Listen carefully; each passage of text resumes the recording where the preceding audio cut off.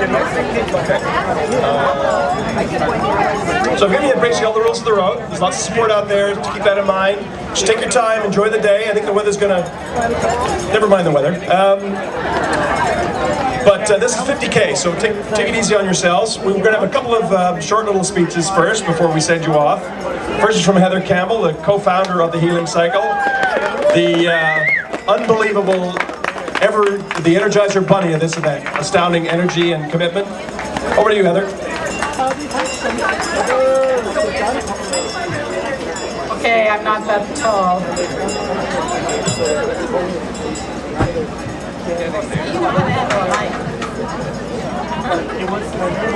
Thank you. Oh, much better. Good afternoon, everybody. Thank you for coming to our 8th annual Healing Cycle ride. I know it's going to be an awesome. It has become a tradition to ask a few of our riders to come up to the start line to share with other cyclists why they choose to ride today. And we do this because we want to honor our families, and we want to recognize just how important hospice palliative care is to our families. What you've accomplished today is tremendous. You've not only raised funds in an area of health care that is often ignored, but you are raising awareness, which can eventually lead to fundamental change in how we support individuals with a life-threatening illness and their families. You guys rock.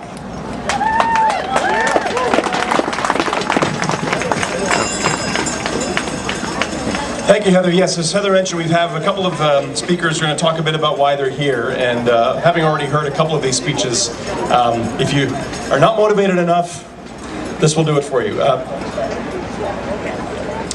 Can I call up Dr. Donna Spanner first, and then Terry Boyle, please.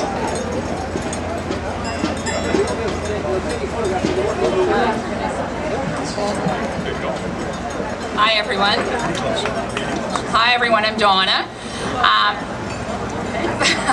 And like many of you here, I'm here today for the bike ride to support hospice palliative care.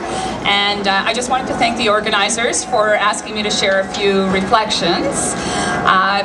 When I think back to my work in palliative care, I think hospice palliative care is really the story of a movement of really committed individuals who came together to increase accessibility and availability of palliative care services. And I think that that's something that wasn't really always in place, because I remember as a family doctor when I was seeing people, back in the early 90s, I remember seeing a gentleman who came to my office who really had a terrible pneumonia, and I sent him to emergency.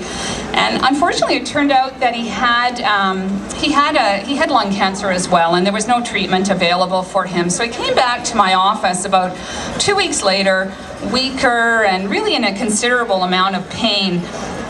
And honestly, at that stage, I really didn't know what to do with him. I didn't have much experience using some of the medications that we use in palliative care, and it was really hard to find services for him.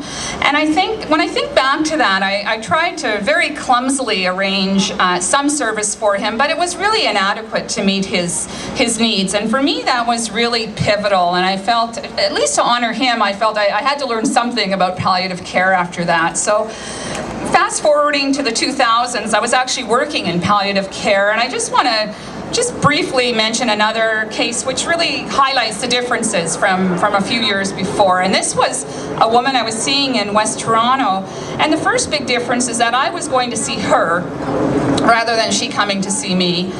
And the nurse was in visiting every couple of days, and she had a personal support worker who came twice a day to attend to her personal needs. And she also had a team of volunteers from the local hospice who were supporting her family. And she had a spiritual care advisor who visited from time to time. So even with that and a supportive family, things got difficult. So at a later point, she came into the palliative care unit at Toronto Grace, and a whole new team of healthcare professionals looked after her. And this really gave her family time to just be with her and just be present with her in her final days. And I think what this really tells me is that palliative care services have become a lot more coordinated and a lot more comprehensive in the last 20 years. But although we have more resources, they still don't reach everybody in the province. So I really think that in doing this bike ride today, what I'm going to be thinking about is that a goal is really for us to bring comprehensive palliative care services to those in need. And I think our challenge is really to spread the word and to grow and support palliative care in any way that we can. Thanks.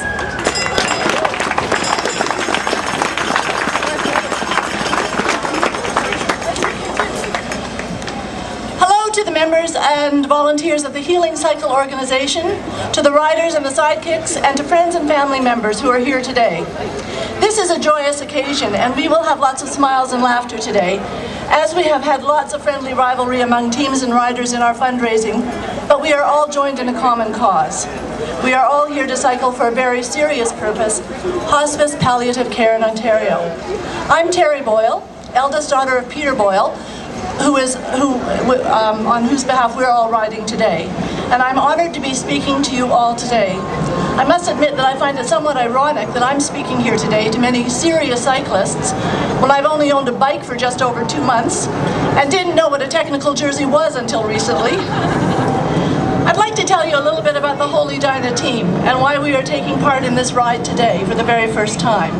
Our father, father-in-law, grandpa, and friend, Peter Boyle, died in February after a short battle with cancer and a longer battle with kidney disease.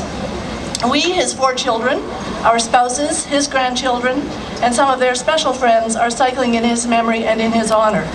Holy Dinah was one of his favorite expressions, used when he was surprised, shocked, or baffled, as in, Holy Dinah. In the last few days of his life, he suggested to his grandchildren that Holy Dinah, as an expression, be made public. At that time, it was tweeted and Facebooked, and today, in a more special way, made public by his family as well as in the build-up to this ride as our team name and motto. Our family has found our cycling training and our fundraising efforts to be healing, cathartic, unifying, and lots of fun. As it happened, Dad didn't receive palliative care in a hospice, but he and we benefited from the palliative care he received through CCAC, Credit Valley Hospital, and especially Erin Mills Lodge, where he lived for the final months of his life, and where he passed away peacefully. Everyone in our family has been touched by the death of parents and grandparents, and we are cycling in their honor and their memory too. To our family, the most important thing about the Healing Cycle is that it raises awareness and funds for palliative care. It is so important for the person who is at the end of life and for that person's family to have meaningful and comforting care in a warm, peaceful, and supportive environment. We know from our experience that a hospital cannot always provide this special care, but a hospice can and did. For example, for my sister-in-law's mother, Teresa Downs, who lived the last part of her life in Carpenter Hospice, surrounded by her family in an atmosphere of care, warmth, and love. And of course, Carpenter Hospice is well represented here today. Our dad also lived the last part of his life in his home at Erin Mills Lodge, surrounded by his family with palliative care provided by very special staff members. If it is not possible to die at home, then hospice care can play a significant and critical role because it emphasizes the individual's quality of life with a focus on living rather than on dying. We would like other families whose loved ones are facing death to have the wonderful end-of-life care that a hospice can offer.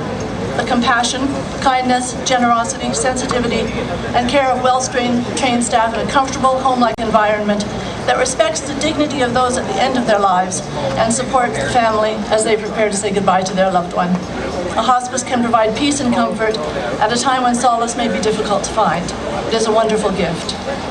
That is why we are here today, all 20 of us, wearing our Holy Dinah shirts.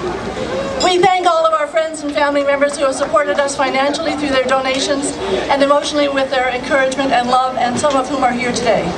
As well, we especially want to thank our sponsors for their generosity, Erin Mills Lodge, Shoppers Home Healthcare, Rexall, Ed Foster and the Tax Advisory, Medical Pharmacies, Amgen, and Longworth Retirement Village. Their logos are on the backs of our jerseys. We are all very proud of the accomplishments Peter Boyle, our father, father-in-law, grandpa, friend, made in his lifetime, and we are very proud of the legacy he has left us. One of his legacies is his love of numbers. So here are a few about the Holy Dinah team. We are 20 people strong. We've been training together for 15 weeks. We have purchased 9 new bikes. We will have ridden 870K today, and we have raised over $13,000.